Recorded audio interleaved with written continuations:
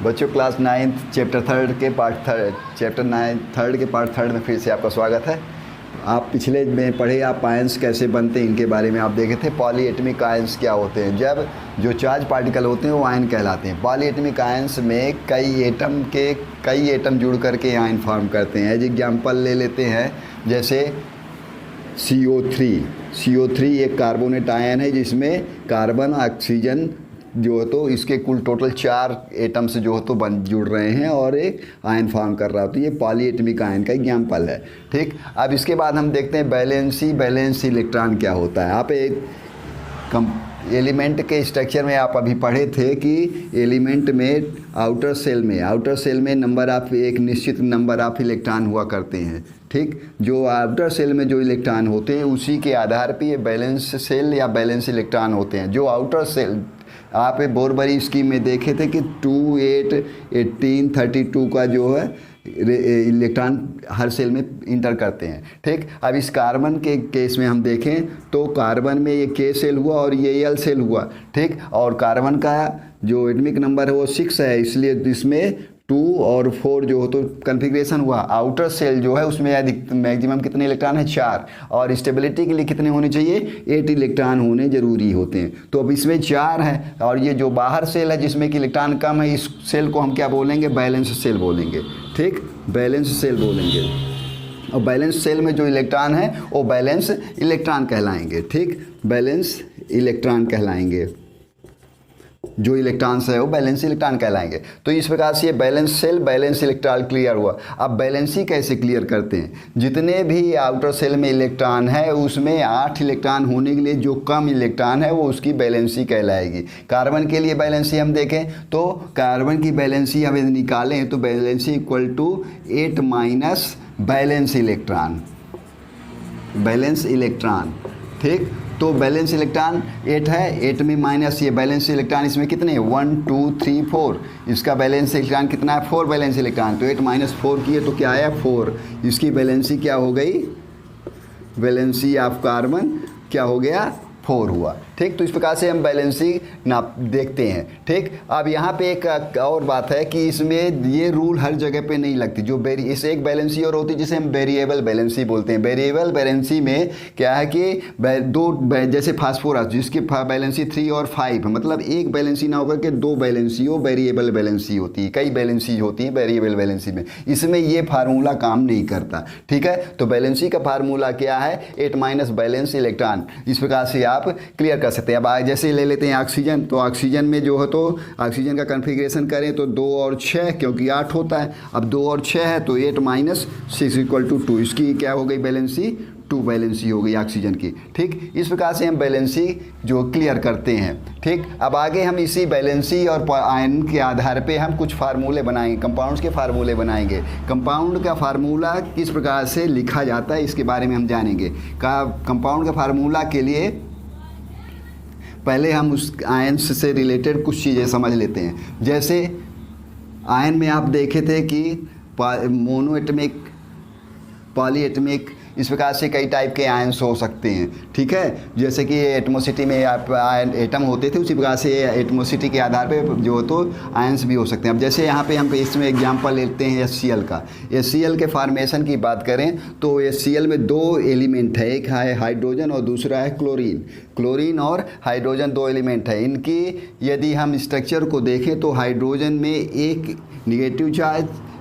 Positive charge और chlorine में एक नेगेटिव चार्ज होता है। इसके लिए पहले इस आधार पे हम देख लेते हैं इसके कन्फिग्रेशन के आधार पे। तो हाइड्रोजन का क्या होता है? एटॉमिक नंबर 1 होता है। तो एक सिर्फ के सेल में एक इलेक्ट्रॉन होगा। ठीक, इसमें एक इलेक्ट्रॉन जो है तो ले या तो जुड़ जाए। ठीक, ये ऐसी कंडीशन बनेगी। ठीक, और क्लोराइड की देखें हम तो क्लोरीन का जो हो तो 17 है, इसमें 2, 8 और 7 है। इसमें एक इलेक्ट्रॉन ऐड हो सकता है, ये निगेटिव आयन बनाएगा। ठीक, तो ये पॉजिटिव आयन और निगेटिव आयन हुए। ठीक, अब इसकी बैलेंसी हम यहाँ पे लिख लें, या ठीक, या फिर बैलेंसी ना लिख करके पॉजिटिव या निगेटिव चार्ज लिख दें। चार्जेज लिख सकते हैं। ठीक, तो चार्ज क्या है? इसमें एक चार्ज है और इसका भी एक चार्ज है, बैलेंसी 1 है। ठीक, इसलिए दोनों को यदि हम लिखें, इसका क्रॉस करें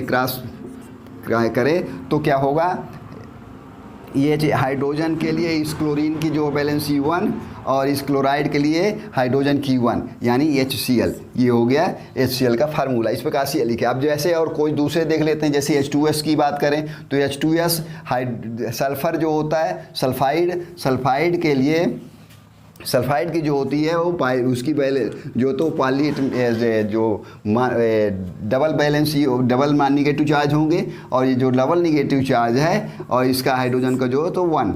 ठीक, अब इस प्रकार से यदि हम लिखें तो हाइड्रोजन में सल्फ़र के 2 जुड़ रहे हैं। ठीक, तो मतलब 2 जब जुड़ेंगे तब सल्फ़र के 2 सल्फ़र से 2 हाइड्रोजन जुड़ने पे ही इसका ऑक्टेट क्लियर होगा, यानी बॉन्ड बन पाएगी। तो इस प्रकार से H2S बन गया। सल्फ़र में ये 1 और H2 ये सल्फ़र में हाइड्रोजन का 1 और ये हाइड्रोजन में सल्फ़र के 2। इस प्रकार से H2S, इस प्रकार से ये जो बन गए। अब आगे और देख लेते हैं, जैसे कैल्शियम हाइड्रॉक्साइड ही देख लेते हैं। कैल्शियम हाइड्रॉक्साइड, कैल्शियम में पॉजिटिव चार्ज डबल होता है और हाइड्रॉक्साइड OH का जो निगेटिव चार्ज होता है 1 मोनोएटमिक आयन है। ठीक है, ये डाइएटमिक आयन है, ये मोनोएटमिक आयन है। तो डाइएटमिक आयन का इसका जो चार्ज 2 है और इसका 1 सिंगल है। अब इसे यदि हम क्रॉस करके लिखें तो कैल्शियम के साथ अब जब 2 OH जुड़े, OH के कितने जुड़े, सिंगल है इसमें चार्ज, इसमें यदि ये 2 जुड़े तब इसका 2 का फुलफिल होगा क्योंकि 2 इसमें जुड़ने चाहिए। ठीक, तो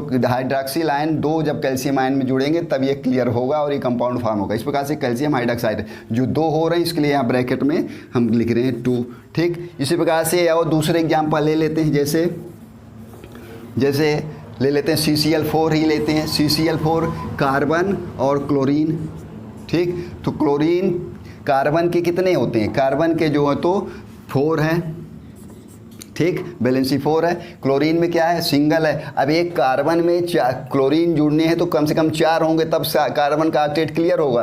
तो इस प्रकार से कार्बन के लिए 1 है तो कार्बन सिंगल हुआ और क्लोरीन का 4 है तो Cl4 हो गए।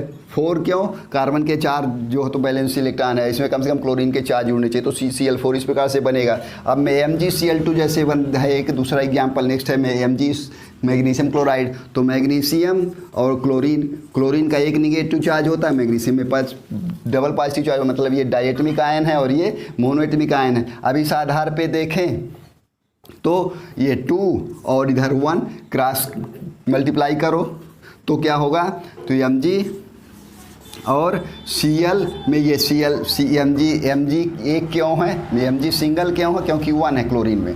ठीक, क्लोराइड का 1 और क्लोरीन में डबल 2 क्यों है, Cl2 क्यों, क्योंकि ये 2 है तो MgCl2 इस प्रकार से बना। अब आगे और दूसरे एग्जाम्पल जैसे NaNO3 है। Na का क्या होता है फार्म, Na पॉजिटिव आयन बनाता है, सिंगल मोनोएटमिक आयन है। ठीक, इसमें और जो NO3 है ये भी जो है तो निगेटिव आयन सिंगल मतलब मोनोएटमिक है। ये पॉलीएटमिक आयन है लेकिन चार्ज क्या है, एक सिंगल निगेटिव है। ठीक है, अब ये जो तो सोडियम और NaNO3 है तो इसके चार्ज 1 और 1 वैलेंसी भी 1 1 1 तो Na और NO3 एक दूसरे के क्रॉस मल्टीप्लाई करने से इस प्रकार से ये बनते हैं। अब आगे जैसे और दूसरा ले लेते हैं, जैसे NH4 ले लेते हैं, अमोनियम सल्फेट। तो अमोनियम सल्फेट में क्या होता है, अमोनियम सल्फेट जब लिखते हैं तो अमोनियम और सल्फेट के लिए सल्फेट का जो चार्ज है 2 निगेटिव आयन होते हैं। ठीक है, सल्फेट में 2 निगेटिव आयन मतलब 2 निगेटिव चार्ज होगा। ठीक, 2 निगेटिव चार्ज और अमोनियम में सिंगल पॉजिटिव चार्ज होता है। ठीक, अब सिंगल पॉजिटिव चार्ज है मतलब ये 1 और इसमें 2 निगेटिव चार्ज यानी 2। अब इसमें जो है जब इस सल्फेट के लिए कम से कम 2 अमोनिया चाहिए तो अमोनिया 2 चाहिए, मतलब NH4 का होल ट्वाइस हो गया और सल्फेट ये हो गया SO4। इस प्रकार से अमोनियम सल्फेट बनता है। ठीक, अब ऐसा ही ले लेते हैं दूसरा एक और एग्जाम्पल है Na2CO3 ले लेते हैं। तो Na और CO3 Na वो क्या होता है, Na का सिंगल पॉजिटिव है आयन होगा, एक इलेक्ट्रॉन डोनेट करता है। ठीक, ये दे सकता है इसलिए एक पॉजिटिव चार्ज है। कार्बोनेट को यदि हम देखें बनाएं, जैसे हम पिछले वीडियो में बनाए थे कार्बोनेट किस प्रकार से आयन फार्म हुए पॉलीएटमिक आयन, उस आधार पर देखें तो कार्बोनेट के लिए 2 इलेक्ट्रॉन की नीड होती है। ठीक, तो कार्बोनेट को फुलफिल होने के लिए 2 इलेक्ट्रॉन चाहिए। अब इसमें यानी कि इसके 2 और इसके 1, अब इसी को यदि हम लिखें क्रॉस मल्टीप्लाई के बेस पे तो ठीक। अब ये 2 हैं तो Na कितने होने चाहिए, Na के साथ ये 2 है तो Na2, और कार्बोनेट है कि 2 है ना इसलिए Na2 हो गए, और सोडियम सिंगल है तो CO3 कितने हो गए, सिंगल हो गए, Na2 CO3 बन गए। इस प्रकार से जो हो तो ये आपके कुछ फार्मूले हैं, इसी बेस पे जो हो तो ये फार्मूले आपके लिख सकते हैं। तो जो बैलेंसी है और आयन है और उसके पास जो टाइप्स हैं पॉलीएटमिक आयन या अदर, और उसी के बेस पे ये आपके पूरे कंपाउंड्स जो हो तो उसके फार्मूले आप लिख सकेंगे। कोई भी कंपाउंड यदि है उसमें उसके बैलेंसी के आधार पे उस पर जो चार्ज बनेंगे, जो आयन फार्म होंगे, उसके आधार पे उसके हम लिख सकते हैं, आसानी से जो फार्मूले बना सकते हैं, लिख सकते हैं। अब आप बाकी चीज़ें नेक्स्ट वीडियो में देखेंगे।